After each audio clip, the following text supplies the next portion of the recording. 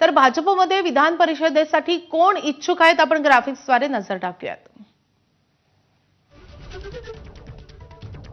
केशव उपाध्ये जे भाजपचे मुख्य प्रवक्ते आहेत, त्यासोबतच भाजपच्या नेत्या माधवी नाईक यांचे नाव सध्या चर्चेत आहेत किंवा ते इच्छुक आहेत। सोबतच माजी खासदार रणजितसिंह निंबाळकर आणि माजी आमदार राम सातपुते हे देखील इच्छुक आहेत।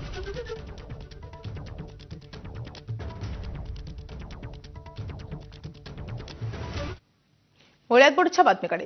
2 आठवड्यांपूर्वी नागपूर जिल्हा परिषदेच्या अर्थ विभागात अधिकारी आणि कर्मचारी फाईलवर सही करण्यासाठी कंत्राटदारांकडून खुलेआम पैसे घेत असल्याचा व्हिडिओ व्हायरल झाला होता। या घटनेपासून धडा घेत नागपूर जिल्हा परिषदेचे मुख्य कार्यकारी अधिकारी विनायक महामुनी यांनी कार्यालयातील ही चिरीमिरी बंद करण्यासाठी एक मोठा निर्णय घेतलाय। जिल्हा परिषद कार्यालयात चक्क 170 सीसीटीव्ही कॅमेरे आता बसवून घेतलेत। यात अर्थ विभाग, बांधकाम विभागापासून जिल्हा परिषद कार्यालय सीसीटीव्हीच्या देखरेखीखाली आणण्यात आलेत। यात कर्मचाऱ्यांसह कार्यालयात येणाऱ्यांचा संवादाची नोंद होतीये।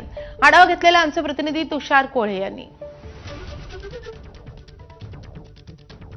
आपल्याला माहिती आहे की जिल्हा परिषद ही खूप मोठी आपली इमारत आहे। नवीन इमारत आणि मागील 2 इमारत अशा 3 एकूण इमारती आहेत आणि मागच्या महिन्यामध्ये जे काही गैरप्रकार आपल्या कानावरती आले होते त्यानंतर आपण त्यांना निलंबित सुद्धा केलेलं आहे।